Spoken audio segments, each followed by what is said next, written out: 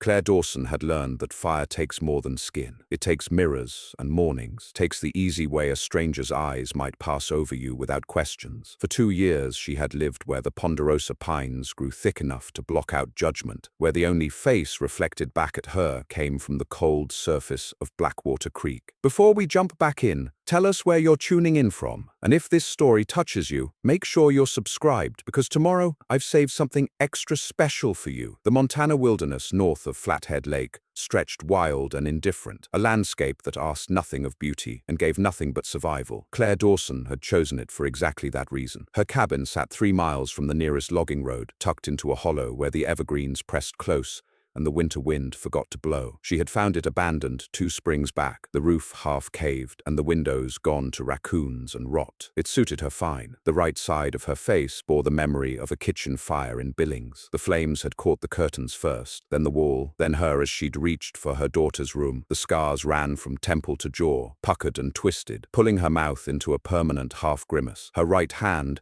carried similar marks, the fingers stiff where the skin had healed too tight. She had survived. Her daughter had not. The fire marshal called it an accident. The neighbors called it a tragedy. Claire called it the end of the person she used to be. So she'd walked away from the hospital, from the pitying looks and the whispered conversations that stopped when she entered a room. She'd packed what fit in a canvas rucksack and headed north until the roads turned to dirt, and the dirt turned to trail, and the trail faded into nothing but deer paths and her own determination. When she found the cabin, she knew she'd gone far enough. The first months had been about survival. She patched the roof with salvaged tin and tarps weighted down with river stones. She chinked the walls with mud and moss, stuffed rags into the gaps where winter would try to creep through. The windows stayed empty, just open squares that let in light and kept out nothing. She preferred it that way. Glass reflected, and she had no use for reflections anymore. Water came from the creek, cold and clear, tasting of stone and snowmelt. She boiled it in a dented pot over a fire pit she'd built from creek rocks, the flames always smaller than they needed to be. Fire frightened her now in ways she couldn't name, but she needed it to live, so she made her peace. Small fires, controlled fires, fires she could put out with a single bucket if they showed any sign of spreading. Food came harder. She'd brought rice and beans and coffee in her pack, enough to last a few weeks. After that, she learned to set snares for rabbits and grouse. She learned which mushrooms grew safe in the shade of rotting logs, and which berries could be trusted come late summer. A nearby meadow offered wild onions and the bitter greens that grew before the snow melted. She ate to survive, not to enjoy, and the weight fell off her frame until her clothes hung loose and her collarbones pressed sharp against her skin. The days followed a rhythm as steady as breathing. She woke with first light, when the forest was still grey and quiet. She fed the fire if it had lasted through the night, built a new one if it hadn't. Coffee came first, bitter and black, drunk from a tin cup while she sat on the cabin's single step and watched the shadows retreat from the trees. Then came the work. There was always work. Gathering firewood meant walking the forest floor for deadfall, dragging branches back to the cabin to split with a hatchet she kept sharp on a whetstone. Hauling water meant 2 trips to the creek each day, the buckets heavy enough to make her shoulders ache. Tending the snares meant a morning walk through the woods, checking each loop of wire, resetting the ones that had been tripped by wind or squirrels, skinning and cleaning whatever she'd caught. She kept a small garden behind the cabin, carved out of the forest floor with nothing but a sharpened stick and stubbornness. Potatoes grew well in the rocky soil, so did carrots and turnips, the kinds of things that didn't mind the cold or the shade. She'd traded a rabbit pelt to a trapper she'd met on the logging road for a handful of seeds that first summer. He hadn't looked at her face, just at the pelt, and she'd been grateful for that. The afternoons were for mending. She patched her clothes with scraps of fabric saved from worn-out shirts, stitching by the light that came through the empty windows. She repaired the snares with wire salvaged from an old fence she'd found half buried in the underbrush. She tended to the cabin itself, replacing a rotted board here, tightening a loose corner there, always working to keep the wilderness from reclaiming what little she'd built. Evenings came early that far north, especially once autumn began to lean toward winter. She ate her single meal of the day as the light faded, usually something simple, boiled potatoes and wild onions, or rabbit stew stretched thin with creek water and whatever greens she'd gathered. She ate slowly, chewing each bite until it turned to nothing, because meals alone were easier when they lasted longer. After dark, she sat sat by the fire and listened to the forest. Owls called from the high branches. Coyotes sang from the ridges. Sometimes she heard the distant crack of a branch that meant elk moving through the timber. The sounds became familiar, a kind of company that asked nothing and judged nothing. She preferred the company of animals to people. Animals didn't stare, they didn't whisper, they didn't turn away. She had no mirror, no glass, nothing that would show her what she'd become. She knew the shape of the scars by touch, could trace the ridges and valleys with her fingertips when she washed her face in the creek. She knew her hair had grown long and wild, streaked with grey that hadn't been there before the fire. She knew her body had grown lean and hard, all softness burned away by grief and labor. But she didn't know what she looked like, and she worked hard to keep it that way. Sometimes in the deepest part of winter, when the snow piled high and the cold pressed close, she wondered if she would simply disappear. One morning she would wake to find herself fading, becoming as translucent as the ice that formed on the creek, until finally there was nothing left but the wind moving through an empty cabin. The thought didn't frighten her. It almost comforted her. To disappear meant no more grief, no more guilt, no more waking up to remember what she'd lost. But she didn't disappear. The seasons turned, indifferent and eternal. Her second winter came and went, harder than the first but survivable. Spring returned with its mud and its mayflies and its impossible green. Summer brought heat that felt wrong against her damaged skin, the scars tightening in the sun. Autumn arrived again, painting the aspens gold and warning her to prepare. She had stopped counting days. Time moved differently in the woods, measured not by calendars but by the angle of the sun and the temperature of the morning air. She knew when to harvest the potatoes by the first hard frost. She knew when to start storing extra firewood by the way the ravens gathered in noisy flocks, preparing for migration. She knew winter was close when the silence grew deeper, as if the forest itself was holding its breath. The loneliness came in waves. Most days she could hold it back, could lose herself in the work and the routine and the small satisfactions of staying alive. But some nights it crashed over her like the fire had, sudden and consuming. Those nights she sat by the flames and spoke out loud to her daughter, telling her about the day, about the rabbit she'd caught or the owl she'd seen. She knew it was foolish. She knew her daughter was gone, ash and memory, but the words came anyway, and speaking them into the darkness made the cabin feel less empty. She had loved her daughter with a fierceness that still lived in her chest, a bright, burning thing that the fire couldn't touch. Lily had been 7 years old, gap-toothed and wild-haired, always asking questions that had no answers. Why is the sky blue? Where do stars go in the daytime? What happens when we die? Claire had answered the first two, stumbled through the third. Now she knew the answer to that last question, knew it in a way that made her bones ache. When we die, we leave behind the people who loved us, and they carry that weight until it either crushes them or they learn to set it down. Claire hadn't learned to set it down. She carried it with her through the forest, through the seasons, through every morning that she woke up and chose to keep breathing. The guilt was heaviest, guilt that she had survived when Lily hadn't, guilt that she had been cooking dinner instead of watching the stove, guilt that her scars were visible while Lily's absence was a wound no one else could see. The people in Billings had tried to help at first. Her sister had called the hospital every day, begging her to come stay in Spokane, to let the family take care of her. Her neighbors had brought casseroles and sympathy, their eyes sliding away from her face even as their mouths shaped words of comfort. The grief counselor had talked about healing and acceptance and learning to forgive herself. But Claire didn't want to heal. Healing felt like forgetting, and she would rather carry the pain than lose the last connection she had to her daughter. So she'd left. One morning she'd simply walked out of the hospital, still wearing the donated clothes they'd given her when her own had been cut away. She'd hitchhiked north, letting strangers' trucks carry her toward the wilderness. She'd told no one where she was going, because she didn't know herself. She only knew she needed to disappear, to go somewhere so remote that her old life couldn't follow. The cabin had saved her, in its way. It had given her something to do with her hands, something to focus on besides the endless loop of memory that played behind her eyes. It had given her a reason to wake up each morning, even if that reason was just splitting wood or checking snares. Small reasons, simple reasons, but enough to keep her moving forward when everything in her wanted to lie down and surrender. Now, 2 years later, she had built something like a life. It wasn't the life she'd wanted. It wasn't the life she'd planned, but it was hers, and it was survivable. And some days that was enough. She had learned to live with the scars, to accept them as part of the landscape of her body, the same way she accepted the rocks and trees and sky. She had learned to live with the silence, to find a kind of peace in the absence of voices. She had learned to live with the grief, carrying it the way she carried water from the creek, heavy, necessary, impossible to set down. The forest asked nothing of her but survival. It didn't care about her scars or her story. It didn't offer pity or judgment. It simply existed, vast and indifferent, and she had found a strange comfort in that indifference. Here, she was just another creature trying to make it through the winter. Here, her pain was no more or less significant than the pain of a deer with a broken leg or a tree split by lightning. Here, she could almost forget that she had once been someone's mother, someone's neighbor, someone who smiled without effort and moved through the world without flinching. Almost, but not quite. And so the days passed, one after another, as autumn deepened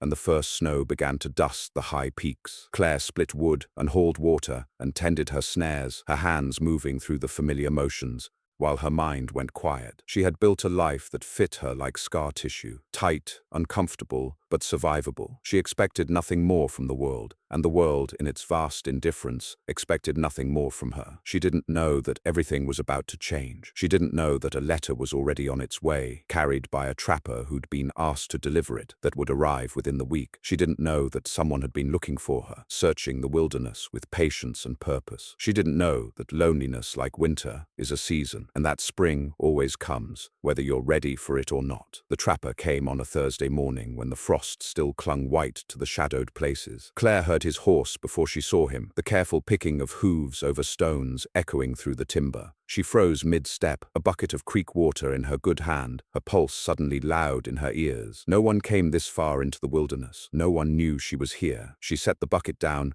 and moved toward the cabin, keeping the trees between herself and the sound. Through the gaps in the pines, she caught glimpses of movement. A gray horse, a man in a heavy coat, his breath clouding white. He was following the creek upstream, following the only path that led to her hollow. Her stomach tightened. She'd been found. The horse stopped 50 yards from the cabin. The man dismounted slowly, stiff from the ride, and pulled an envelope from his saddlebag. He looked around the clearing, his eyes settling on the thin line of smoke rising from her fire pit. "Miss Dawson," he called, "I've got a letter for you. Just going to leave it on this stump here and be on my way." She didn't answer, didn't move, just watched as he set the envelope down, weighted it with a rock, and climbed back onto his horse. He turned the animal in a wide circle, gave the cabin one last look, and headed back the way he'd come. The sound of hooves faded into the forest, swallowed by distance and pine. Claire waited until the silence returned completely before she approached the stump. The envelope was thick paper, expensive, the kind that didn't belong in the wilderness. Her name was written across the front in careful black ink, Claire Dawson. No return address, no indication of who had sent it or how they'd known where to find her. Her hands shook as she picked it up. The last letter she'd received had been a notice from the hospital about payment for services rendered. Before that, a sympathy card from someone at Lily's school, full of words that meant nothing. She'd thrown them both away. This one felt different, heavier somehow, as if the paper itself carried weight beyond its size. She carried it back to the cabin and sat on her step, turning it over in her hands. The seal was plain wax, dark red,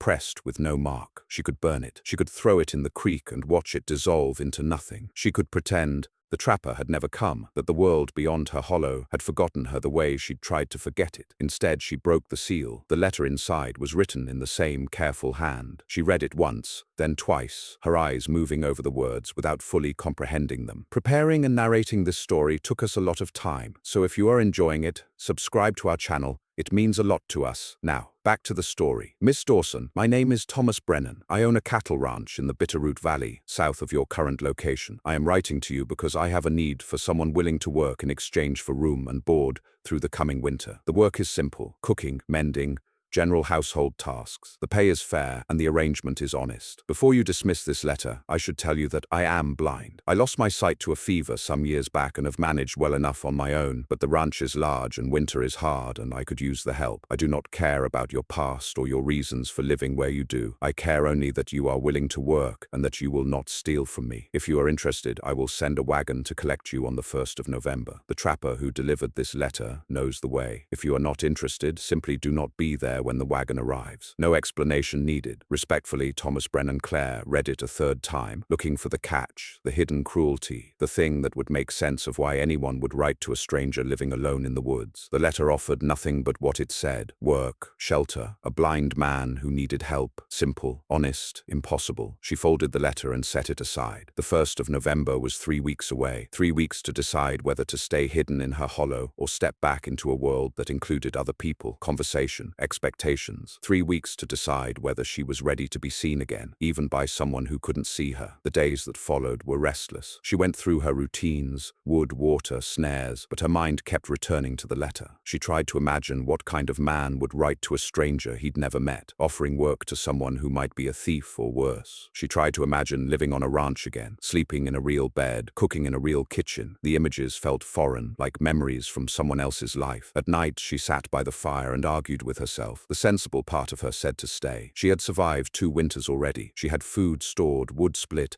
a routine that worked. Why risk that for the unknown? Why step back into a world that would stare at her scars and whisper behind her back? But another part of her, smaller and quieter, whispered different questions. What if the winter was harder than the last 2? What if she got sick or injured with no one to help? What if loneliness was a weight she could carry for 2 years but not for 20? What if this letter was the last chance she'd get to choose something other than slow disappearance? She didn't know the answer, so she waited, letting the days pass, letting the decision take shape in the space between her doubts. On the morning of November 1st, she woke before dawn and made her choice. She packed what little she owned into her rucksack: 2 changes of clothes, the tin cup, a knife, the packet of seeds she'd been saving for spring. She doused the fire and scattered the ashes. She left the cabin door open so the forest could reclaim it without force. Then she walked down to the logging road and waited. The wagon came at mid-morning, driven by a young man with sun-weathered skin and kind eyes. He didn't ask questions, just helped her climb onto the bench seat and turned the horses south. They rode in silence through country Claire had never seen, the trail winding down from the high timber into rolling grassland dotted with cattle. The Bitterroot Mountains rose blue and distant to the west, their peaks already white with snow. The ranch appeared as the sun reached its highest point, a sprawling collection of buildings set in a wide valley where a river curved silver through the grass. The main house was 2 stories, built from logs gone grey with age. Barns and corrals spread out behind it, and beyond those, pastures stretched toward the foothills where cattle grazed in scattered groups. The young man pulled the wagon to a stop in front of the house. "He's expecting you," he said, nodding toward the front door. "Just go on in." Claire climbed down, her legs unsteady after the long ride. She shouldered her rucksack and approached the house, her heart beating hard against her ribs. The door was solid wood, weathered but well maintained. She raised her good hand and knocked. "It's open," a voice called from inside, deep, rough-edged, matter of fact. She pushed the door open and stepped into a room that smelled of wood smoke and coffee and something else, leather maybe, or saddle soap. The main room was large and spare, furnished with handmade chairs and a table scarred by years of use. A fire burned in the stone hearth, and in a chair beside it sat a man who looked like he'd been carved from the same mountains that ringed the valley. Thomas Brennan was tall, even sitting down, broad through the shoulders and chest. His hair was dark threaded with grey, his face weathered by sun and wind. His eyes were open but unfocused, pale blue, and aimed toward the sound of her footsteps rather than at her directly. He didn't stand, just tilted his head slightly, listening. "Miss Dawson?" he said. "Yes." Her voice came out rough from disuse. "Good. Thought maybe you'd changed your mind." He gestured toward the chair across from him. "Sit. Coffee's on the stove if you want it." She hesitated, then moved to the stove and poured herself a cup. The coffee was strong and hot, almost too hot, and she wrapped both hands around the cup to steady them. She sat in the chair he'd indicated, studying him, while his unfocused gaze remained fixed somewhere past her shoulder. "You know I can't see you," he said, as if reading her thoughts. "Lost it to scarlet fever about 5 years back. Woke up one morning and the world was gone. Thought I'd die, truth be told. Took me near a year to learn how to live blind, but I managed. You learn what you have to." Claire said nothing. She didn't know what to say. The silence stretched between them, but it wasn't uncomfortable. He seemed content to wait, his big hands resting loose on the arms of his chair. Finally, she said, "Why did you write to me?" "Needed help. You were available." He paused. "The trapper who found you said you were living alone, said you seemed capable. That was enough for me.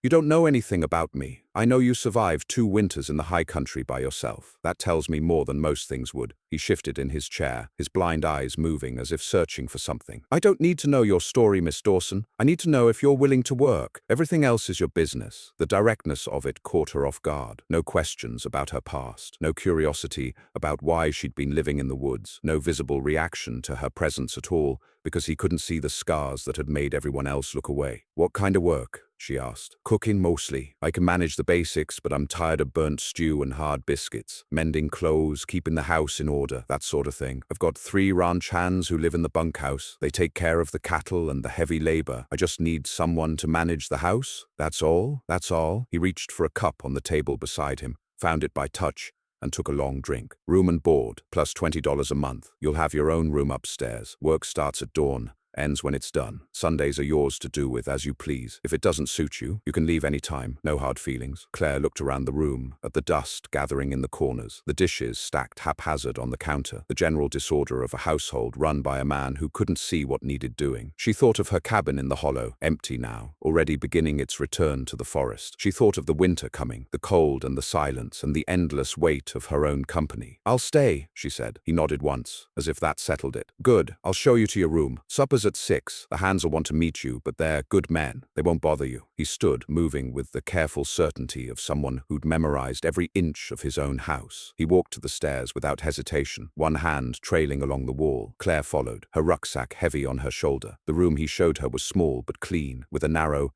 bed, a dresser, and a window that looked west toward the mountains. The last light of afternoon slanted through the glass, painting everything gold. It was the first real room she'd slept in since the hospital, the first bed that wasn't a pile of pine boughs and blankets. "Washrooms down the hall," Thomas said from the doorway. "Pump in the kitchen. If you need anything, just call out. I hear pretty well these days." He turned to leave, then paused. "Miss Dawson, I don't know what brought you to the wilderness, and I don't need to know. But whatever it was, it's not here. This is a working ranch. We rise early, we work hard, and we don't carry yesterday into today if we can help it. You understand?" She understood. He was telling her she could start over, that here she didn't have to be the woman who'd lost everything. She could just be someone who cooked and mended and did her work. The simplicity of it made her throat tight. "I understand," she said. He nodded and left her alone. That evening she met the ranch hands, young men with calloused hands and easy smiles who nodded to her politely and asked no questions. She cooked supper from the supplies in the pantry, a simple meal of fried potatoes and salt pork, and watched as Thomas ate with the focused attention of someone who navigated the world by touch and taste. He complimented the food without elaboration,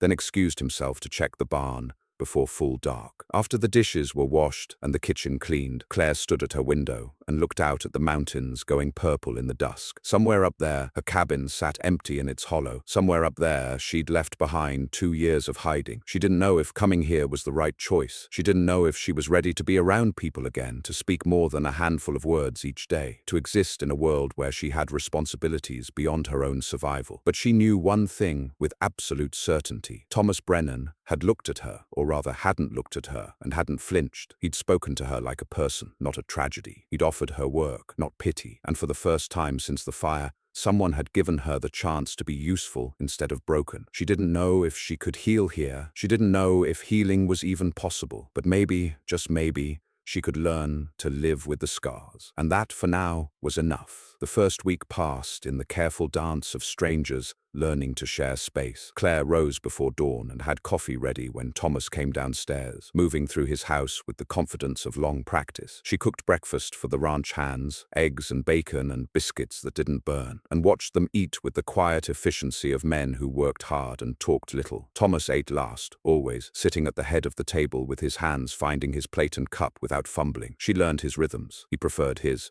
Coffee strong enough to strip paint, his eggs cooked through, his bacon crisp. He ate methodically, cutting his food into even pieces, his fork finding each bite with precision. When he finished, he would push back from the table and say, "Good meal, Miss Dawson," in that same matter-of-fact tone he used for everything. And then he'd be out the door to work the ranch alongside his men. Claire spent her mornings cleaning a house that had forgotten what clean meant. Dust had settled into every corner, thick as felt. The windows were streaked and dim. The floors needed scrubbing. She worked room by room, methodical as prayer, finding a strange satisfaction in bringing order to neglect. By the end of the first week, the main room gleamed, and the kitchen smelled of lye soap instead of old grease. Thomas noticed in his way. "House sounds different," he said one evening, standing in the doorway after supper. "Cleaner somehow. Sound bounces different off clean floors." She paused in her washing of the dishes. "You can hear that? You learn to hear a lot of things when you can't see them." He moved to his chair by the fire, settling into it with a slight groan. "What did you do with all the dust?" "Swept it out the door." "Good. Been meaning to do that for about 3 years." The corner of his mouth lifted, not quite a smile, but close. "Appreciate it." It was the first thanks she'd received that felt genuine rather than obligatory. She found herself wanting to hear it again. The ranch hands were easier than she'd expected. The young one who'd driven the wagon was named Billy Garrett, barely 20, with a shock of red hair and freckles across across his nose. He ate like he was afraid the food might escape and always asked for seconds. The older two were brothers, Jack and Samuel Morris, lean and weathered, who spoke in half sentences that only they seemed to fully understand. They treated her with polite distance, nodding their thanks for meals and keeping their curiosity to themselves. On the 8th day, she was mending a shirt of Thomas's when she noticed how worn the collar had become, nearly transparent in places. She found fabric in a trunk upstairs, old curtains that no one needed, and cut a new collar, stitching it on with small, careful stitches. When she returned the shirt, she said nothing about the repair. That evening, Thomas wore it to supper. Halfway through the meal, he reached up and touched the collar, his fingers exploring the new fabric. He went still for a moment, his blind eyes focused on nothing. Then he said quietly, "Didn't have to do that." "Needed doing," she answered. He nodded slowly, and something passed between them in the silence, an understanding that work could be a kind of language, that care didn't need to announce itself. The next morning she found a fresh cord of firewood stacked outside the kitchen door,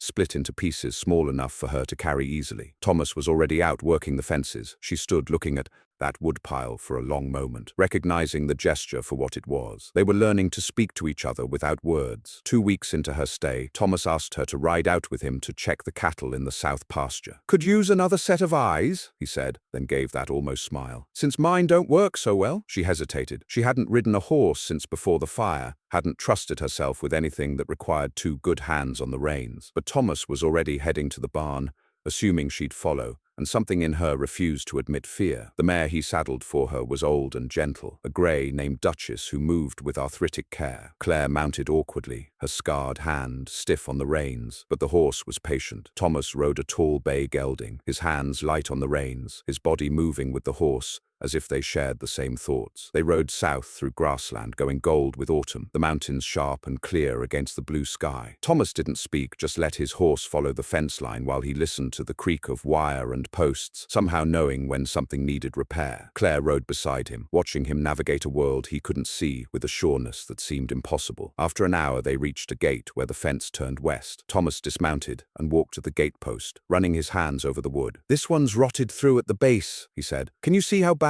She climbed down and examined it. "Pretty bad, leaning about 10 degrees. Won't make it through winter." "That's what I figured from the way the wire's sagging." He pulled a piece of chalk from his pocket and marked the post. "I'll have Jack replace it next week." They stood together in the grass, the horses cropping quietly nearby. The wind moved across the valley, carrying the smell of sage and distance. Thomas turned his face into it, eyes closed, and for a moment he looked almost peaceful. "You ever miss it?" Claire asked suddenly. "Seeing, I mean." "Every day," he said it simply, without self-pity. "Especially this time of year when the aspens turn. I remember that color, gold like nothing else in the world. I'd like to see it again." "I'm sorry." "Don't be. Sorry doesn't fix anything." He turned toward her, his blind eyes aimed just past her shoulder. "I spent a year being sorry for myself. Didn't change the fact that I was blind, just made me miserable on top of it. So I stopped being sorry and started learning to live different." Claire looked at him, this man who'd lost one of the fundamental ways humans understand the world and had somehow made peace with it. "How did you learn?" "Same way you learn anything. Fell down a lot, got back up, fell down again. Eventually you fall less." He found his horse by sound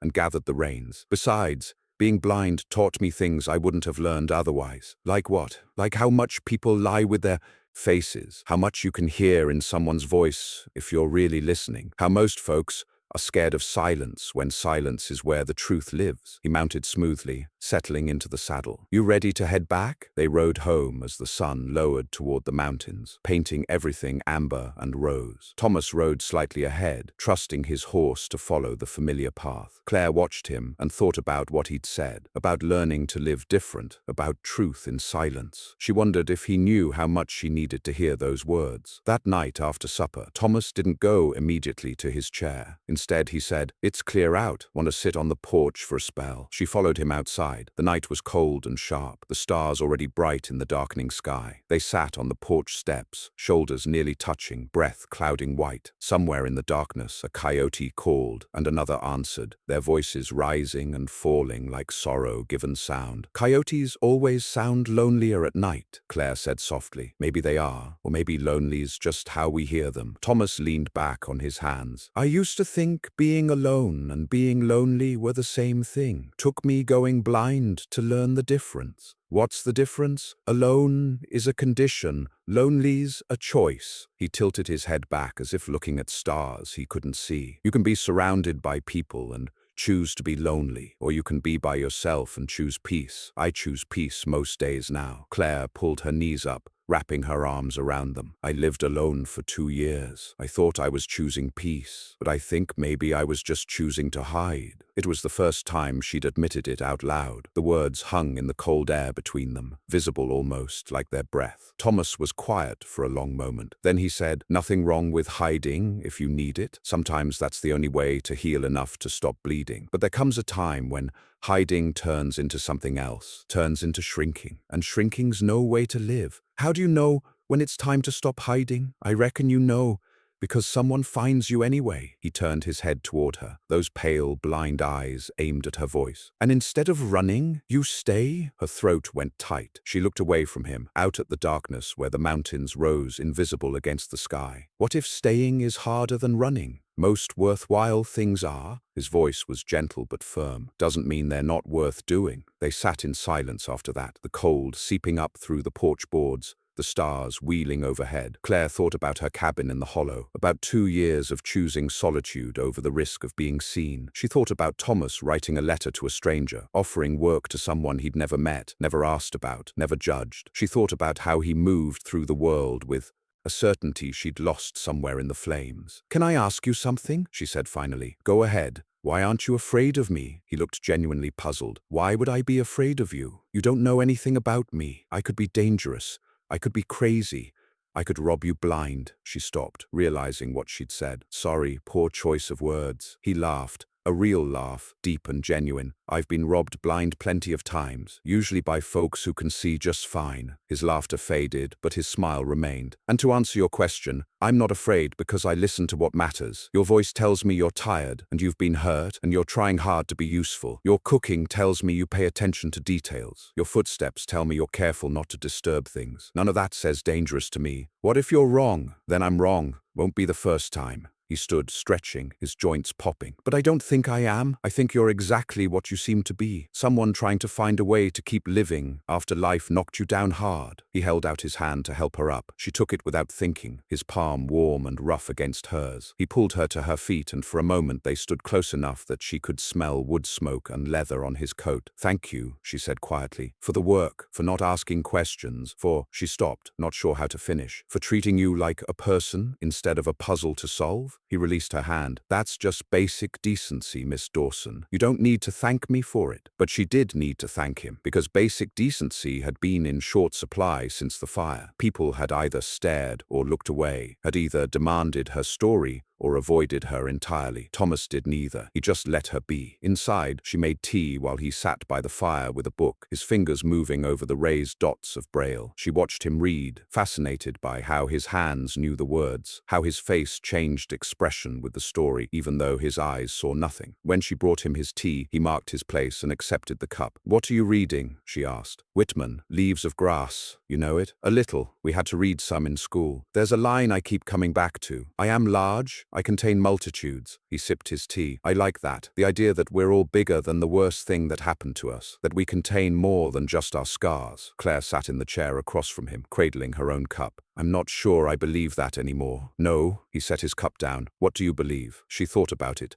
Really thought. "I believe that some things change you so completely that you can't go back to who you were. That sometimes the worst thing becomes the only thing. That the scars are all that's left." "Maybe," Thomas said slowly. "Or maybe the scars are just part of what's left. Not all of it. Just part." "How can you know that?" "Because I'm sitting here having tea with a woman who survived 2 winters alone in the wilderness. That takes strength and stubbornness and resourcefulness. Those things didn't come from your scars. They came from you, from whatever's under the scars." He picked up his book again, his fingers finding his place. "Scars are just the map. They're not the whole territory." She had no answer for that, so she sat and drank her tea and watched the fire burn down to coals, thinking about maps and territory and the difference between the two. Later, lying in bed with moonlight spilling through her window, Claire thought about the day, about riding through the valley with a blind man who navigated by sound and instinct, about sitting under stars and talking about loneliness and choice, about Thomas's hand warm in hers, pulling her to her feet, solid and real and unafraid. She thought about how he'd said, "Someone finds you anyway,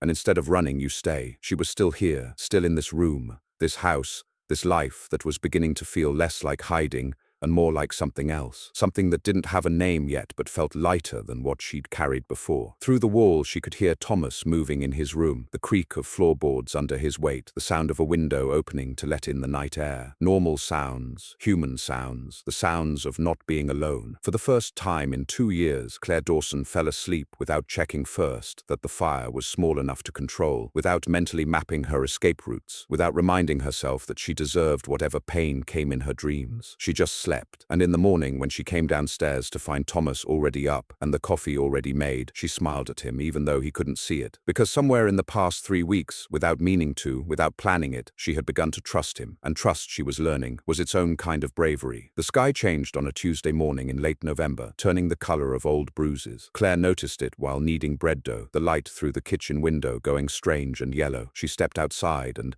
tasted metal in the air, felt the pressure dropping like a stone down a well. The mountains had disappeared behind a wall of grey that was moving fast across the valley. Thomas came in from the barn, his face tight with worry. "Storm's coming. Big one. Can you see the cattle in the north pasture from here?" She shaded her eyes and looked. "About 40 head, maybe more. They're bunched up near the tree line. Wrong place to be. They'll drift with the wind and end up against the fence where the canyon narrows. Get trapped there and they'll freeze." He was already moving, pulling on his heavy coat. "Need to move them to the shelter of the south ridge before this hits. I'll come with you." He turned toward her, voice surprised. "It's gonna be rough. Temperatures dropping fast already. You can't do it alone. You can't see where they are." For a moment he looked like he might argue. Then he nodded sharply. "Get the warmest clothes you have. We need to move now." 20 minutes later, they were riding hard toward the north pasture, the wind already picking up, cutting through layers of wool and leather like they were paper. Billy and the Morris brothers had taken the other horses to bring in cattle from the western range. It was just the two of them, racing against weather that wouldn't wait. The first snow started falling as they reached the pasture, not the gentle kind, but hard pellets that stung exposed skin. The cattle were restless, milling and lowing, their breath steaming white. Claire counted 53 head,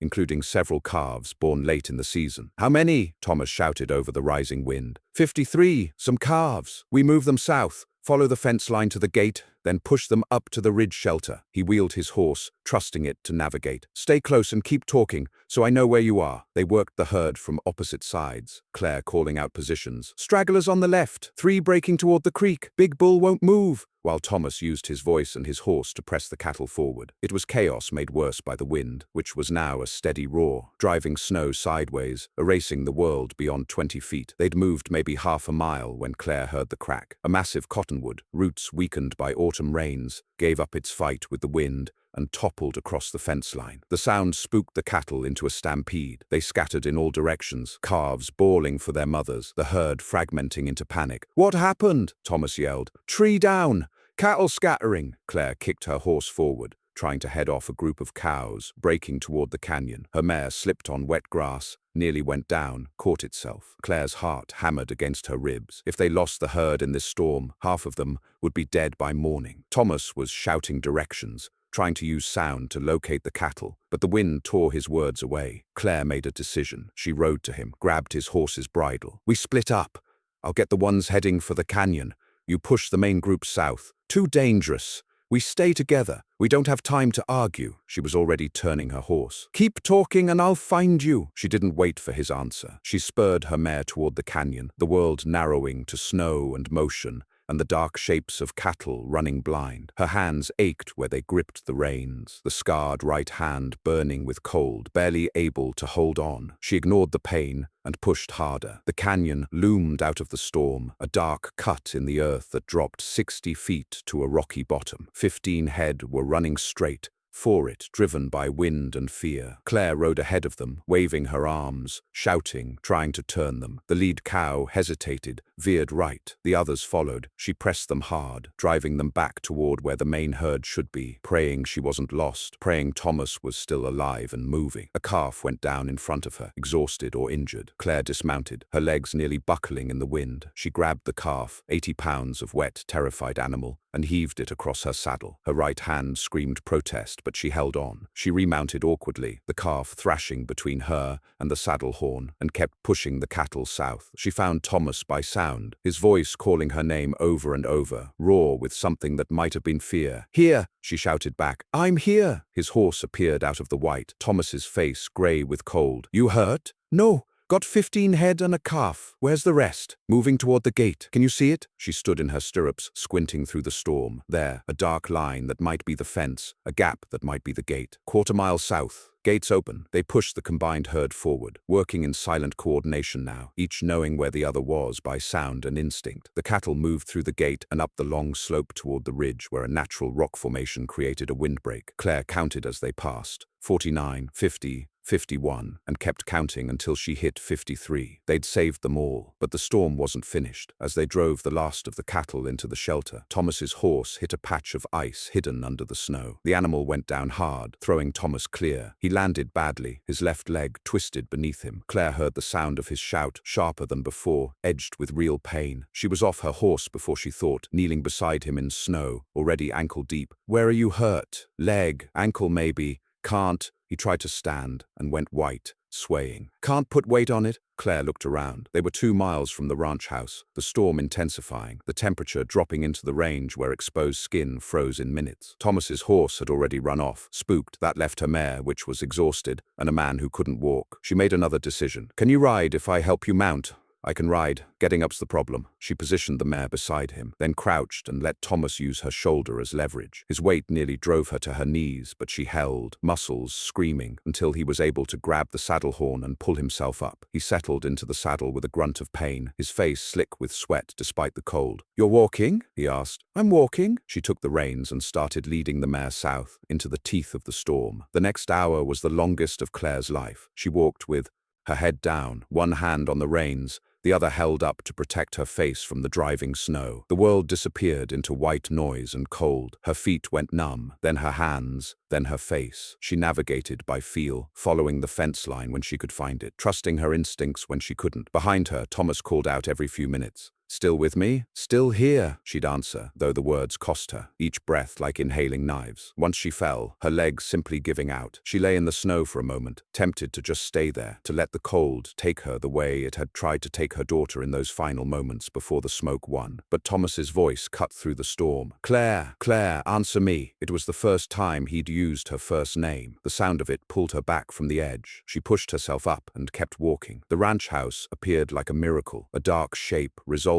out of the white. Claire led the mare to the porch, tied her loosely, then helped Thomas dismount. He leaned heavily on her, his arm across her shoulders, his breath harsh and labored. Together they stumbled through the door and into warmth that felt like violence against frozen skin. Claire got Thomas to a chair and knelt to examine his ankle. It was already swelling, the boot tight enough that she had to cut the laces to get it off. He hissed when she probed the joint, his hands gripping the chair arms. Might be broken, she said. Definitely sprained bad. Just wrap it tight. I'll be fine. You're not fine. You need to stay off it for at least a week. Can't. Ranch doesn't run itself. She looked up at him, this stubborn man who'd nearly died in a blizzard trying to save his cattle. The ranch will survive a week. You might not if you push this. He opened his mouth to argue, then closed it. Something in her voice, the steel that had kept her alive for 2 years alone, made him reconsider. He nodded slowly. All right, a week. She wrapped his ankle with strips torn from clean cloth, tight enough to support it, but not so tight it cut off circulation. Then she helped him upstairs to his room, half carrying him up the steps. He was heavy and exhausted and in pain, and she felt every ounce of it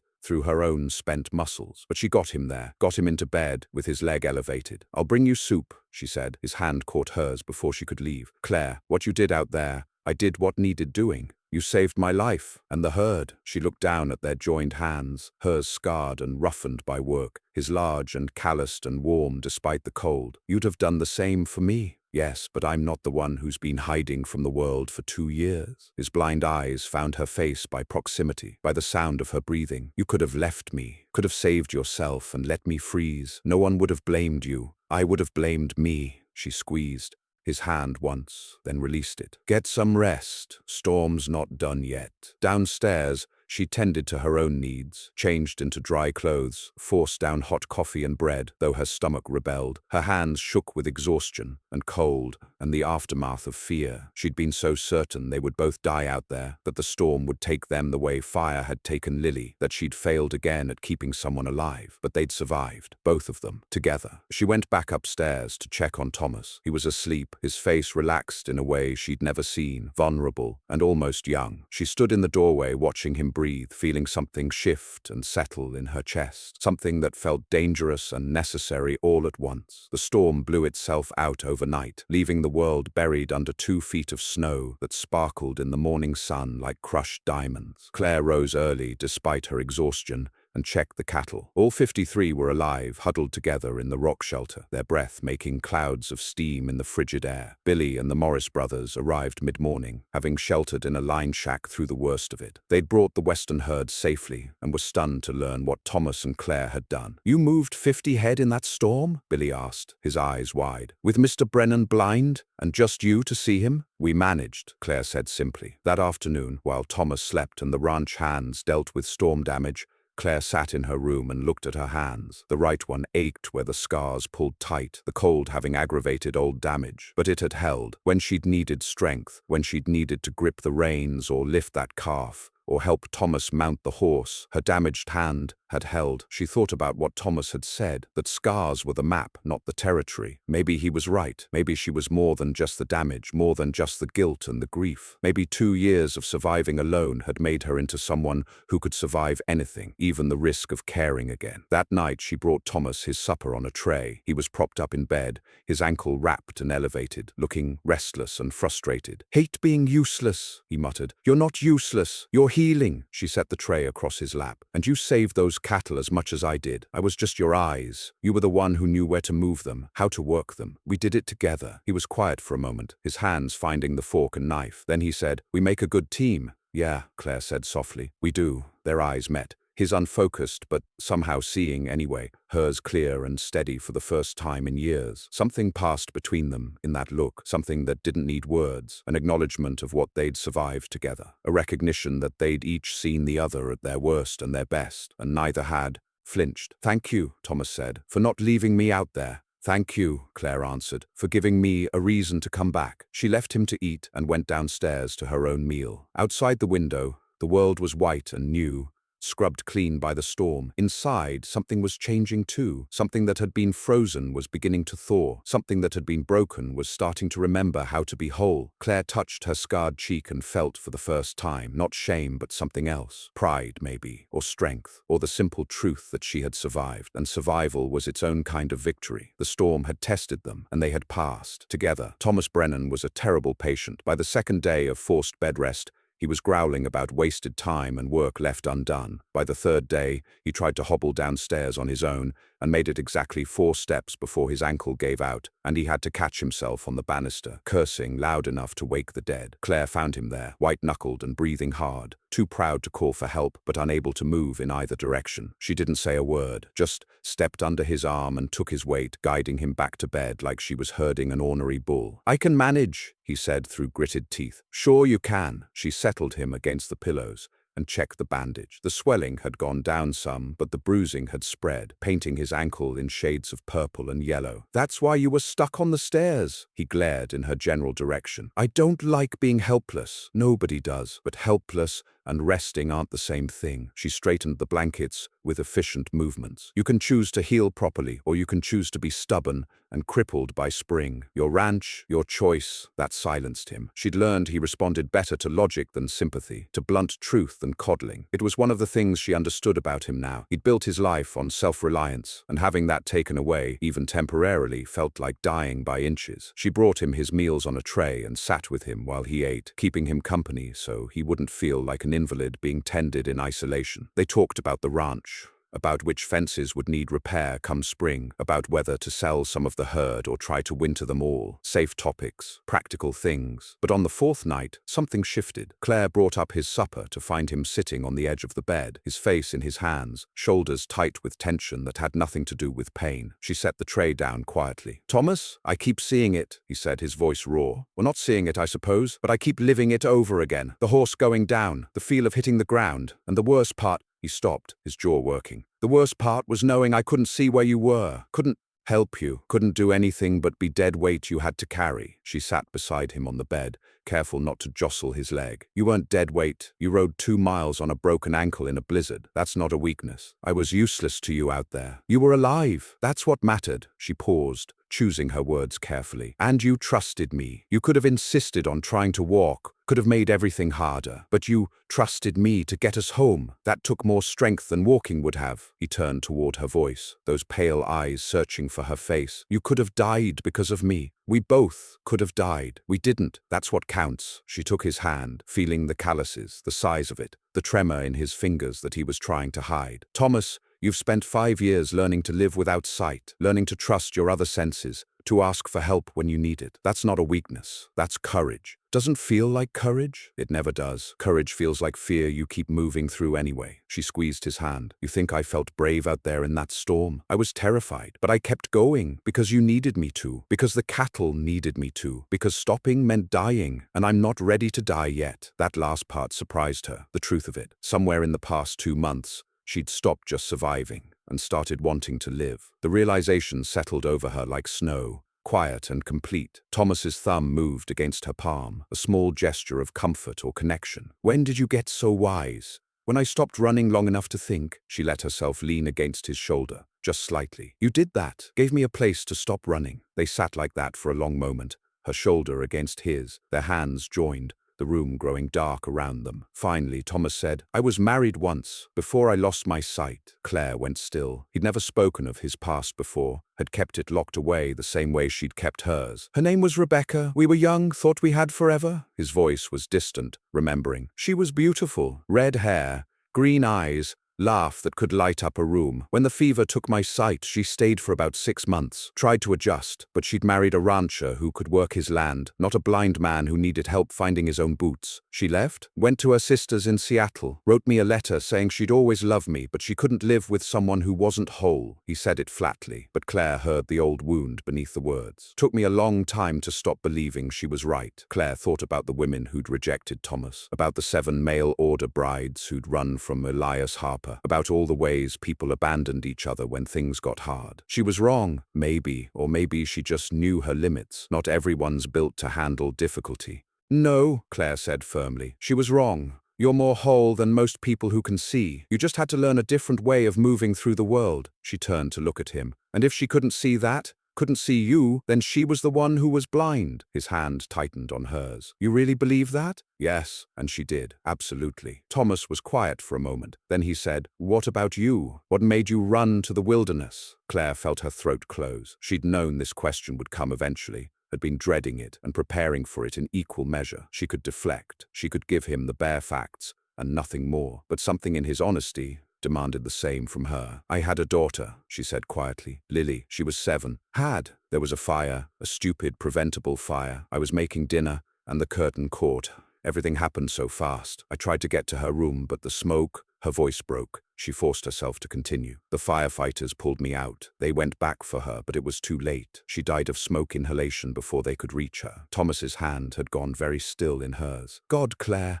The fire burned the right side of my face, and my hand, the scars. She touched her cheek with her free hand. People couldn't look at me afterward, or they could only look at the scars. Every time I went outside, every time I saw my reflection, I saw the fire, saw the moment I failed her. So I ran, found a place where there were no mirrors, no people, no reminders. How long ago? 3 years, 2 in the wilderness, 1 before that trying to pretend I could still function in the world. She let out a shaky breath. Everyone said time would heal it, that I'd learn to forgive myself. But how do you forgive yourself for being alive when your child is dead? Thomas pulled her closer, wrapping his arm around her shoulders. She let herself lean into him, into his warmth and solidness. You don't, he said softly. You just learn to carry it. And some days the weight is lighter than others. They held each other as darkness filled the room completely. Claire felt tears on her face, the first she'd cried since the fire. She'd thought she was empty of tears, that she'd used them all up in those first awful months. But here they were, spilling over, hot against her scarred cheek. Thomas held her through it, one hand gentle on her back, not offering platitudes or solutions, just presence, just witnessing. When the tears finally slowed, he said, "Thank you for telling me. Thank you for asking." She wiped her face with her sleeve. I thought talking about her would make it worse, but it doesn't. It makes her real again, not just a ghost.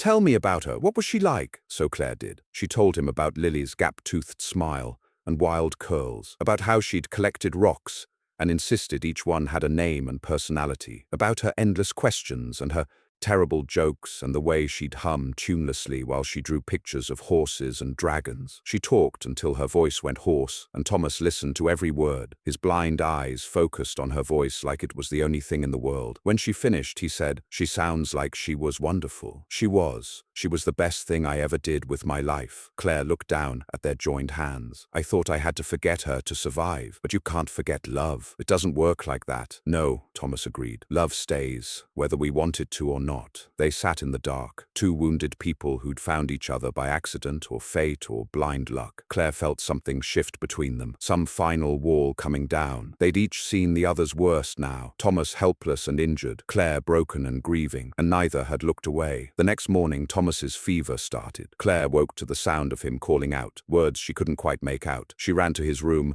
and found him thrashing in the sheets, his skin burning hot, his ankle swollen to twice its size. The wound had gone angry and red, infection setting in despite her careful wrapping. "No, no, no," she breathed, pressing her hand to his forehead. He was burning up, muttering about cattle and storms and someone named Rebecca. Fever dreams, pulling him under. She knew what she had to do. She'd seen infections before, had helped the midwife in Abilene treat them. It would mean cutting the wound open to drain it, keeping him cool, forcing fluids down him, and praying the fever broke before it killed him. She'd need help. Billy arrived within the hour of her sending word. Together they held Thomas down while Claire cut into the infected tissue, draining the poison. He screamed once, a sound that would haunt her, then passed out from the pain. They packed the wound with clean cloth soaked in whiskey, wrapped it tight, and Claire began the vigil. For 3 days she barely left his side. She kept cold compresses on his forehead and neck, changed them when they warmed, changed them again. She spooned water and broth into his mouth whenever he was lucid enough to swallow. She sat with him through the nightmares, holding his hand, speaking softly to pull him back from whatever dark places the fever took him. On the second night, he grabbed her wrist with surprising strength. "Don't leave," he rasped. "I'm not going anywhere. Promise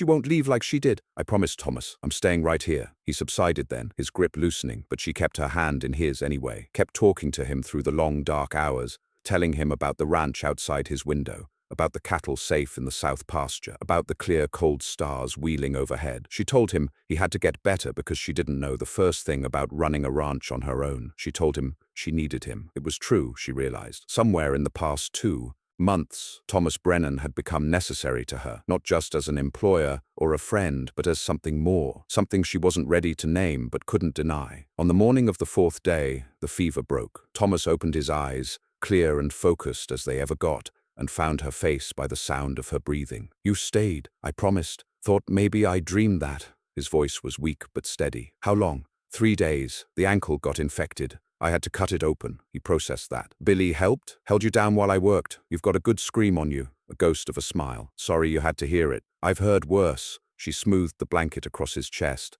unable to stop touching him now that he was lucid again. "How do you feel?" "Like I got trampled by my own cattle." He reached up and found her hand. "You saved my life. Again. We're keeping score now. If we were, you'd be winning." He laced his fingers through hers. "Claire, what you did is exactly what you'd have done for me." She squeezed his hand. "That's what we do, Thomas. We take care of each other. That's what this is." "What is this?" he asked quietly. She looked at him, this strong, stubborn, blind man who'd given her shelter and work and asked nothing in return except honesty. This man who'd listened to her talk about her daughter without flinching, who'd held her while she cried, who'd trusted her with his life in a blizzard. This man who'd somehow seen past her scars to whatever lived underneath. "I don't know," she said truthfully, "but I know I don't want to lose it." "Neither do I." He brought her hand to his lips, kissed her scarred knuckles gently. "Neither do I." She stayed with him through his recovery, sleeping in the chair beside his bed, waking at his smallest sound. She changed his bandages and monitored the wound as it began to heal properly. She fed him and argued with him and made him laugh when the boredom got too bad. She read to him from his books of Braille poetry, her fingers following the dots she couldn't interpret while he translated the words. By the end of the week, the infection was gone,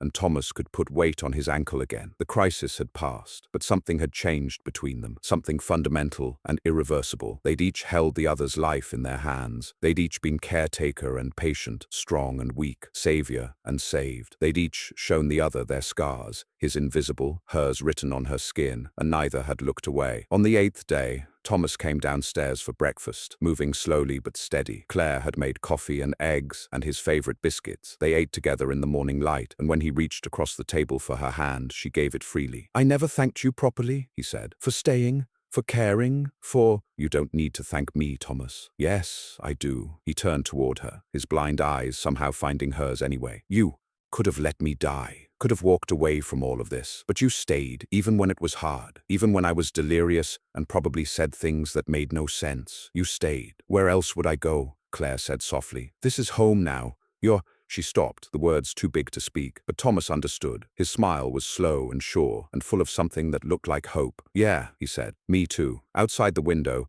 the snow was beginning to melt, revealing patches of brown grass beneath. Winter wasn't over yet, but spring was coming. Spring with its mud and green shoots and the promise of new growth. Inside, two people sat holding hands across a table, their scars visible and invisible, their wounds beginning to heal together. Spring came to the Bitterroot Valley like a promise being kept. The snow retreated up the mountainsides, leaving behind mud and the first brave shoots of grass. The river ran high and loud with meltwater. The cattle moved out to pasture, their coats shaggy with winter growth, calves appearing on wobbly legs almost daily. Thomas's ankle had healed strong, though he walked with a slight limp on cold mornings. Claire caught him sometimes, standing at the window listening to the sounds of the ranch waking up, the lowing of cattle, the call of meadowlarks, the hammer of Billy repairing the winter-damaged fence line. He'd stand there with a small smile on his face, and she knew he was counting his blessings the way she'd learned to count hers. One morning in early March, Claire found Thomas at the kitchen table with paper and a stub of charcoal, sketching something. She set his coffee down and looked over his shoulder. It was a rough diagram of the ranch house, drawn from memory but surprisingly accurate. "What are you planning?" she asked. "Expansion. Been thinking we need more space." He tapped the charcoal against the east wall of the drawing. "Could add a room here, maybe two. Give us a proper pantry, a place to store preserves and smoked meat. And upstairs—" He paused, his hand hovering over the paper. "Well, more room if we needed it." Claire understood what he wasn't saying. More room meant permanence, meant a future that included both of them. Her heart did something complicated in her chest. "That's ambitious," she said carefully. "Too ambitious?" "No." She pulled out the chair beside him and sat. "Tell me what you're thinking." So he did. He talked about extending the east wall, adding a root cellar that could be accessed from inside during winter, about building a covered walkway to the barn so he could navigate it safely in snow, about reinforcing the foundation and replacing some of the older logs that were starting to rot. The ranch had been built 40 years ago by his father, and it needed work that Thomas had been putting off since he'd lost his sight. "I couldn't do it alone," he admitted, "but with help, with your help, we could make this place last another 40 years. 40 years. Claire tried to imagine it. 40 years in this valley. 40 years of seasons turning. 40 years of growing old beside this man. The thought didn't frighten her the way it would have 6 months ago. "When do we start?" she asked. Thomas turned toward her, and his smile was like sunrise. "Today, if you're willing." They started with the pantry. Thomas had lumber stored in the barn, seasoned wood he'd been saving for some unnamed future project. Billy and the Morris brothers helped with the heavy lifting, but the planning and execution fell to Thomas and Claire. They worked side by side, Claire describing what she saw, while Thomas's hands measured and tested and built by touch. "Beams not quite level," she'd say, and he'd adjust, his fingers reading the wood like braille. "How's the spacing?" he'd ask, and she'd check with the measuring stick he'd notched himself. They developed a rhythm, a wordless collaboration that felt like dancing. He trusted her eyes absolutely. She trusted his instincts the same way. What one lacked, the other provided. By the end of the first week, they had the frame up and the walls going in. Billy watched them work one afternoon, shaking his head in amazement. "Never seen two people work together like that. It's like you share the same brain." Claire looked at Thomas, who was running his hands over a join she'd just described to him, testing its strength. "Something like that," she said. The ranch hands had noticed the change between them, though no one spoke of it directly. They'd seen how Thomas's hand would find Claire's shoulder in passing, familiar and easy, how she'd pour his coffee without being asked,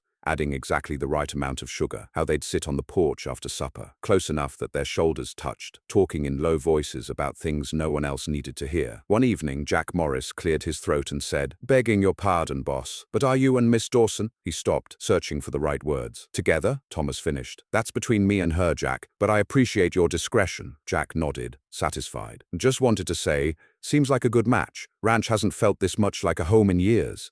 After he left, Claire said, "Does it bother you? People noticing? Does it bother you?" She thought about it. 6 months ago, the idea of people looking at her, talking about her, would have sent her running back to the woods. But these men had seen her scars and moved past them, had seen her work beside Thomas and respected the partnership. What they noticed now wasn't her damage but her wholeness. "No," she said, "it doesn't bother me." Thomas reached out and found her hand. "Good, because I'm not particularly interested in hiding what we have." By April, the pantry was finished, and they'd moved on to the root cellar. It required digging, hard work that left Claire's muscles aching and Thomas's hands blistered despite his calluses. But they worked through it, excavating the earth and shoring up the walls with stone from the creek bed. Billy rigged a pulley system so Thomas could lower the stones by feel while Claire guided them into place. The physical labor was exhausting but satisfying. Each evening they'd wash up and eat together, their bodies tired but their spirits light. Claire would describe the day's progress, how much dirt they'd moved, how the walls were taking shape, how she could already imagine it filled with potatoes and carrots and onions come fall. "We'll need to plant a bigger garden if we're going to fill that cellar," she said one night. "We?" Thomas asked, his tone carefully neutral. Claire realized what she'd said. "We, not you, not I, we," as if there was no question about her still being here come harvest time,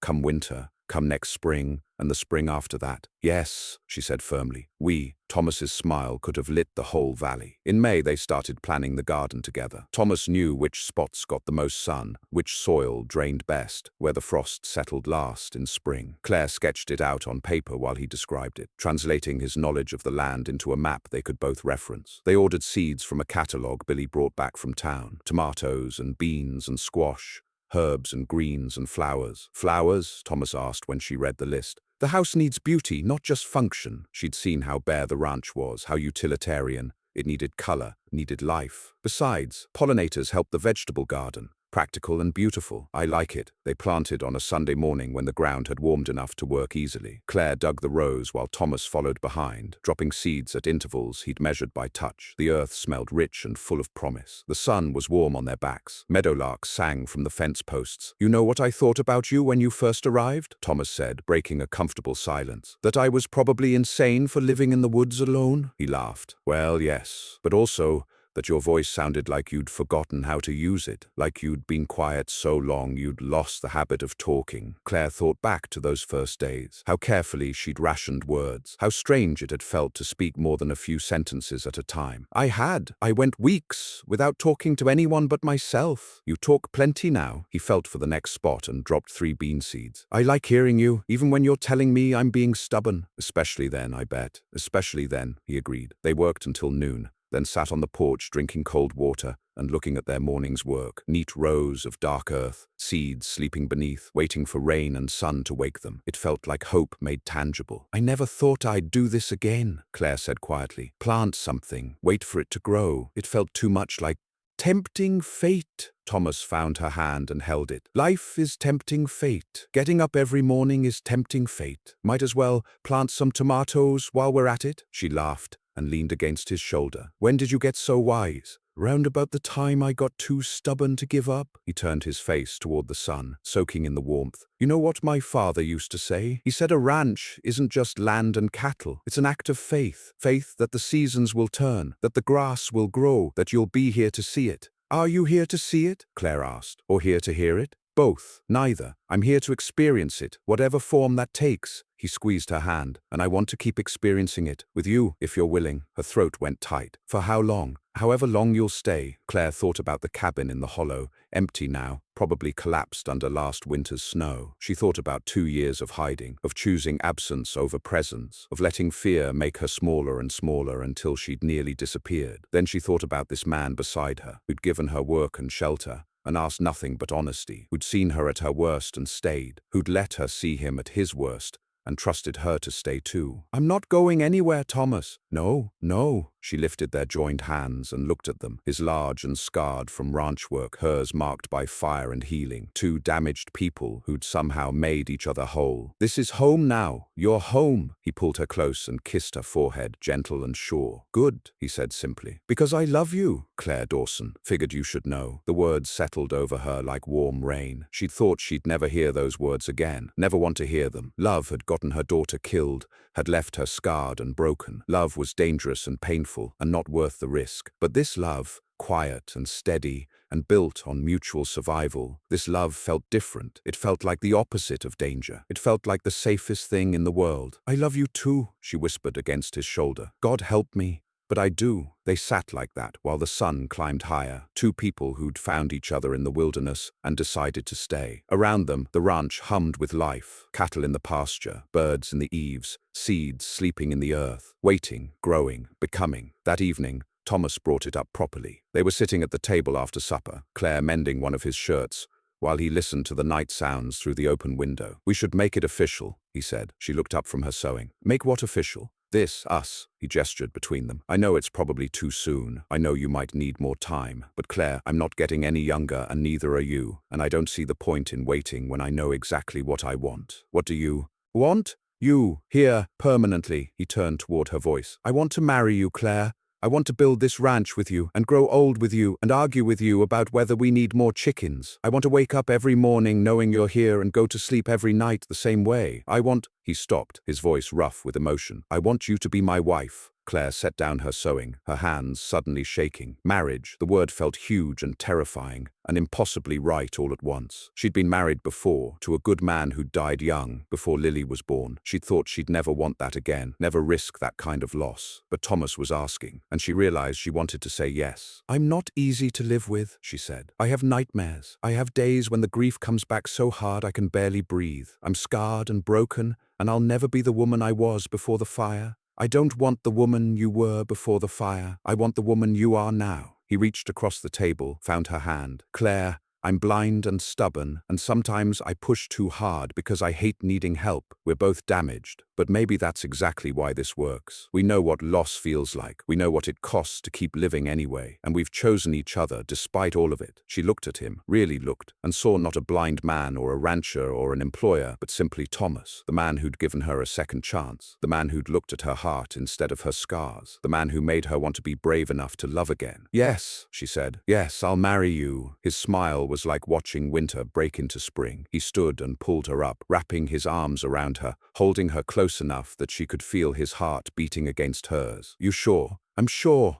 She pressed her face against his chest, breathing in the smell of him, leather and coffee and home. "When? Tomorrow? Next week? Whenever you want. I just want it done before you change your mind." She laughed, the sound lighter than she'd heard from herself in years. "I'm not changing my mind, but let's wait until the garden comes up. I want flowers for the wedding." "Practical and beautiful," he said again, and kissed her properly this time, deep and sure and full of promise. Outside, the spring night settled over the valley. Inside, two people held each other in the lamplight, planning a future they'd both thought was lost forever. The ranch had witnessed their separate sorrows and their joined survival. Now it would witness their commitment, their choice to stop running and start building. The seeds in the garden were already beginning to stir beneath the soil, responding to warmth and water and time. In a few weeks they'd break through into the light, green and new, and reaching upward, just like Claire and Thomas, just like love itself, growing toward the sun. The flowers came up in late June, exactly as Claire had hoped. The garden exploded with color, purple lupine and yellow black-eyed Susans, red poppies and white daisies that nodded in the breeze. She cut armfuls of them the morning of the wedding, their petals still wet with dew, and arranged them in mason jars throughout the house. Thomas stood in the kitchen, breathing in their scent, a smile playing at the corners of his mouth. "Smells like a meadow in here," he said. That was the idea. Claire adjusted a jar on the table, stepping back to examine the effect. "You can't see it, but it's beautiful. I can imagine it. That's close enough." They'd decided to marry at the ranch, on the rise behind the house,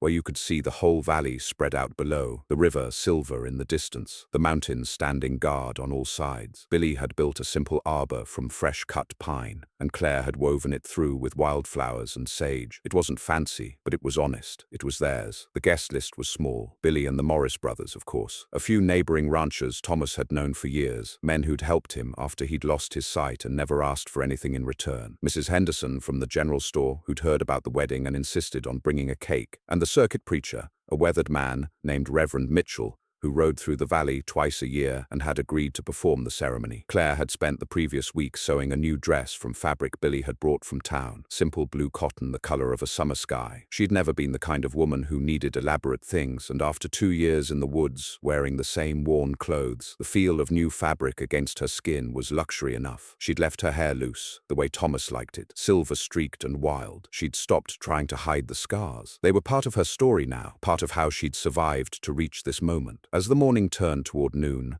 Claire stood in her room looking at herself in the small mirror Thomas had bought special for today. He couldn't use it, but he'd wanted her to have it. "So you can see yourself the way I see you," he'd said. "Whole and beautiful and exactly right." She studied her reflection, the puckered skin on her right cheek, the way it pulled her mouth slightly to one side, the stiffness in her scarred hand. For 3 years she'd avoided mirrors, avoided seeing the evidence of that night. But now, looking at herself in her wedding dress with flowers waiting downstairs, she saw something different. She saw survival. She saw strength. She saw a woman who'd walked through fire and come out the other side, scarred but standing. She saw someone Thomas loved, and maybe that was enough. A knock at the door. "Claire!" It was Billy's voice. "Everyone's ready when you are. I'll be right down." She took one last breath, steadied herself, and descended the stairs. Thomas waited at the bottom, dressed in a clean white shirt and dark trousers, his hair combed back, his face turned toward the sound of her footsteps. Billy had pinned a sprig of sage to his collar, something green and growing, Claire had asked, something that endured. Thomas extended his hand. "Ready?" She took it. "Ready?" They walked together up the rise to where the arbor stood against the endless blue sky. The small gathering turned to watch them approach. Working men in their Sunday best, Mrs. Henderson dabbing her eyes with a handkerchief, Reverend Mitchell with his Bible open in his weathered hands. The Morris brothers had brought their fiddles and played a simple tune, old and sweet, as Claire and Thomas climbed the gentle slope. When they reached the arbor, Thomas turned toward Reverend Mitchell, and Claire stood beside him, their hands joined. The preacher smiled at them both, his eyes kind and knowing. "Dearly beloved," he began, his voice carrying across the rise, "we are gathered here in the sight of God and these witnesses to join this man and this woman in holy matrimony. It is an honorable estate, not to be entered into lightly, but reverently and soberly." Claire listened to the familiar words, feeling their weight and their truth. Not lightly, no. This was anything but light. This was the heaviest, most important decision she'd made since choosing to leave the wilderness. And yet it felt right, like gravity, like coming home. "Marriage is a commitment to life," Reverend Mitchell continued, "to the best that two people can find and bring out in each other. It offers opportunities for sharing and growth that no other relationship can equal. Through marriage, we make a pledge to love and care for another human being, to share in their joys and sorrows, to be faithful through all seasons of life." All seasons. Claire thought about the blizzard that had nearly killed them both, about the fever that had almost taken Thomas from her, about the long winter of grief she'd endured alone. All seasons. They'd already weathered more than most couples face in a lifetime. "Thomas Brennan," the Reverend said, turning to him, "do you take this woman to be your lawfully wedded wife, to have and to hold from this day forward, for better or worse, for richer or poorer, in sickness and in health, to love and to cherish until death do you part?" Thomas's hand tightened on hers. "I do." His voice was steady, certain, without hesitation. "Claire Dawson, do you take this man to be your lawfully wedded husband, to have and to hold from this day forward, for better or worse, for richer or poorer, in sickness and in health, to love and to cherish until death do you part?" She looked at Thomas, at this man who'd offered her work when she needed purpose, who'd given her space to heal when she needed time, who'd seen past her scars to the person underneath. This man who'd taught her that broken things could still be useful, that damage didn't mean destroyed, that love could grow in the unlikeliest soil. "I do," she said, and meant it with every fiber of her being. "Have you prepared your own vows?" Reverend Mitchell asked. They had. Thomas had suggested it, wanting to speak words that belonged to them alone, not just the traditional promises. Claire had worried she wouldn't find the right ones, but when she'd sat down to write, they'd come easily, like water from a spring. Thomas went first. He turned toward her voice, his blind eyes focused somewhere near her face, his hand warm and steady in hers. "Claire," he said, his voice carrying across the rise. "When I lost my sight, I thought I'd lost my future too. Thought a blind man had no business running a ranch or building a life or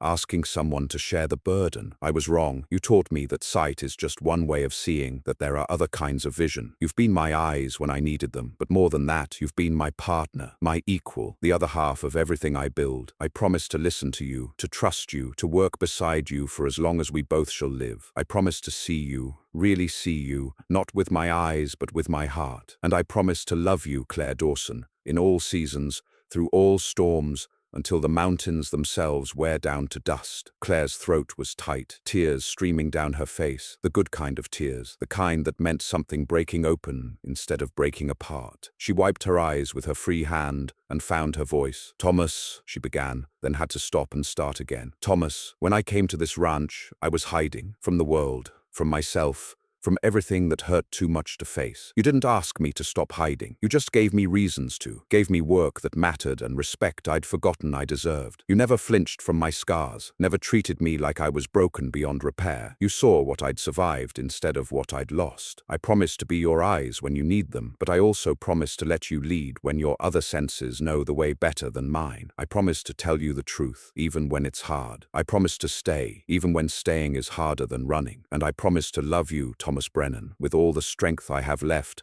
and all the strength I'm still finding. You taught me that scars are just maps, not destinations, that love can grow in scorched earth, that broken things can still be beautiful. I promise to believe that. I promise to believe in us." Thomas lifted his hand to her face, his fingers gentle on her scarred cheek. "I believe in us too." Reverend Mitchell cleared his throat, clearly moved. "The rings?" Billy stepped forward with 2 simple gold bands. Nothing fancy, just smooth circles that Thomas had ordered from a catalogue, choosing them by feel rather than sight. Claire took Thomas's ring first, sliding it onto his finger, while speaking the words the Reverend prompted. "With this ring, I thee wed." Then Thomas took her ring, his fingers finding her left hand with practiced ease. He slipped the band onto her finger, the metal warm from being held in Billy's pocket. "With this ring I thee wed, then by the power vested in me by the state of Montana and the grace of God," Reverend Mitchell said, smiling, "I now pronounce you husband and wife. Thomas, you may kiss your bride." Thomas cupped Claire's face in both hands,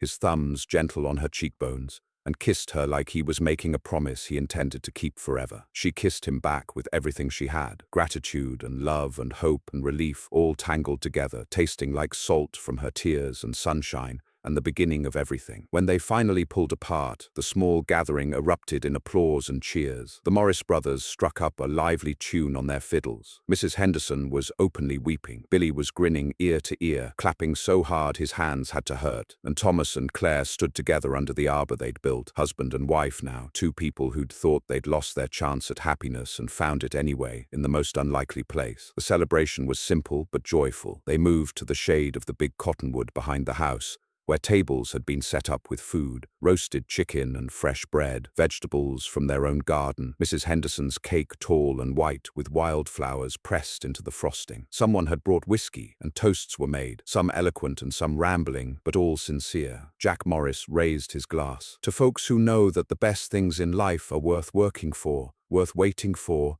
and worth fighting for. May your marriage be as strong as the fences you mend and as enduring as these mountains." They drank to that. Then Samuel Morris stood, fiddle in hand, "To a partnership that proves 2 people pulling together can move mountains, or at least a stubborn herd in a blizzard." More laughter, more drinking. Then Billy, nervous but determined. "To Mr. Brennan, who taught me that losing one thing doesn't mean losing everything. And to Mrs. Brennan," he stopped, grinning at Claire's new title. "To Mrs. Brennan, who taught us all that courage looks like coming down from a mountain and choosing to stay." Mrs. Brennan? The name felt strange and right all at once. Claire raised her own glass. "To second chances, and to the people wise enough to offer them." As the afternoon wore into evening, the party took on the relaxed feeling of any good gathering. People eating and talking and laughing, the Morris brothers playing tune after tune, children from a neighboring ranch running through the grass, chasing fireflies as dusk settled over the valley. Thomas and Claire moved through it all hand in hand, accepting congratulations, sharing the joy of the day with people who'd become family. When the sun finally set behind the western peaks, painting the sky in shades of orange and pink and purple, Thomas pulled Claire away from the crowd. They walked up to the rise again, to the arbor now silhouetted against the fading light. "Tell me what you see," he said softly. Claire leaned against him, his arm around her shoulders, and described the sunset, the colors bleeding across the sky, the mountains going dark against the brilliance, the first stars beginning to appear in the east. She told him about the valleys spread below them, the ranch buildings small and solid, smoke rising from the chimney where Mrs. Henderson had banked the fire. She told him about the garden, visible as a dark rectangle against the grass, plants already growing tall. "And the people?" he asked. "Billy's dancing with one of the neighbor girls. The Morris brothers are teaching some kids to play fiddle. Mrs. Henderson is packing up the leftover cake, Probably planning to leave it for us. Everyone looks happy." She paused. "We did good, Thomas. We did." He kissed the top of her head. "You did. You came down from that mountain, Claire. That took more courage than I think you know." "I didn't feel brave. I felt terrified." "That's what courage is. Doing the thing that terrifies you because it matters more than the fear." He turned toward her, his hands finding her face in the gathering dark. "I'm glad you came down. Glad you stayed. Glad you said yes today." "Me too." She covered his hands with hers. "I love you, Thomas Brennan. I love you too, Claire Brennan." The name still felt new, but it fit, like a coat she'd grow into, like a title she'd earn by living it. They stood together as the last light faded, and the stars came out in full force, countless and bright. Below them, the party continued, voices and laughter and fiddle music drifting up on the evening breeze. Above them, the mountains stood eternal, bearing witness the way they'd witnessed everything: storms and seasons, struggles and triumphs. Two broken people finding each other and choosing to be whole together. The guests left gradually, driving wagons down the darkening road, calling final congratulations and well wishes. Mrs. Henderson hugged them both and whispered to Claire, "He's a good man. You're good for each other." Billy lingered last, awkward and sincere. "You need anything? You just holler. I'm real happy for you both." Then they were alone. Thomas and Claire stood on the porch of their ranch house, theirs now, officially, a shared endeavor and a shared home. The night was warm and full of summer sounds, crickets and a distant owl, the creek running over stones, cattle settling in the pasture. "What are you thinking?" Thomas asked. Claire considered the question. "I'm thinking about my daughter, about how I thought loving her and losing her meant I should never risk loving again. How I thought the only safe thing was to be alone." She leaned against the porch rail. "I'm thinking she'd want me to be happy. That surviving her doesn't mean suffering forever. That maybe the best way to honor her is to keep living fully, not half alive. In a hollow." Thomas moved beside her, his shoulder touching hers. "I think you're right. About all of it. I'm thinking about the woman I was when I arrived here. How scared and small and sure I was that I'd never be anything else." She looked at her hands, scarred but strong, wearing a gold band that caught the starlight. "I'm not that woman anymore." "No, you're stronger, braver, more yourself than you've maybe ever been." She turned to him. "And what are you thinking?" "I'm thinking that 5 years ago, I lost my sight and thought my life was over, that I'd be a burden to everyone, useless and diminished." His smile was visible even in the dark. "I'm thinking I was wrong, that losing one thing opened up space for other things, better things." He found her hand, laced his fingers through hers. "I'm thinking that marrying you is the smartest thing I've ever done, and I'm thinking that whatever comes next, good or hard or somewhere in between, we'll face it together, and that makes all the difference." They stood in comfortable silence, hands joined, breathing the same night air. After a while, Thomas said, "Ready to go inside?" "In a minute." Claire wanted to hold this moment a little longer, the peace of it, the rightness, the sense that she'd finally arrived at exactly where she was meant to be. "Thomas?" "Yeah? Thank you for the letter. For the work, for treating me like a person instead of a tragedy, for seeing past the scars." "Claire, I never saw past the scars. I just saw all of you, scars included, and I loved what I saw." He squeezed her hand. "Besides, you saved my life at least twice. I'm not about to question my good fortune in having you here." She laughed, and the sound was light and free and completely her own. "Fair enough." They went inside together, into the house they'd built and repaired and made into a home. The flowers Claire had cut that morning still filled the rooms with sweetness. The floor gleamed from her scrubbing. The new pantry stood ready for harvest. Everything spoke of work and care and the kind of love that showed itself in daily effort rather than grand gestures. That night, lying beside Thomas in the darkness, Claire thought about the journey that had brought her here, the fire that had scarred her, the grief that had driven her into isolation, the 2 years of hiding that had been necessary but also limiting, the letter that had offered her a choice, the choice to come down from the mountain and try again. "You asleep?" Thomas murmured. "No, just thinking. About how strange life is, how the worst things and the best things can be separated by such small choices. If I'd burned that letter instead of reading it, if I'd stayed in the hollow instead of coming here, if you'd given up on finding help and tried to manage alone." "But you didn't stay, and I didn't give up, and here we are, she agreed softly. Thomas pulled her closer. "No more hiding, Claire. Promised. No more running, just living, just loving, just being here with you. That's all I need," he said, and kissed her shoulder. "That's everything." Claire closed her eyes and let herself drift towards sleep, safe and warm and home. Outside, the wind moved through the pines with a sound like breathing. The creek sang its endless song. The mountains stood guard over the valley, patient and permanent. And in the morning, there would be coffee to make and cattle to check and a garden to tend. There would be work and laughter and the comfortable rhythm of two people moving through their days together. There would be challenges, certainly, hard winters and dry summers, and the thousand small struggles that come with any life. But there would also be partnership. There would be love. There would be enough. The story would be told later, in the years that followed. The ranch hands would speak of it to new hires, how the boss had married a woman who'd lived alone in the wilderness, how together they'd built something that lasted. The neighbors would remark on it over fences, how Thomas Brennan had found a wife who could see for both of them, who could work as hard as any man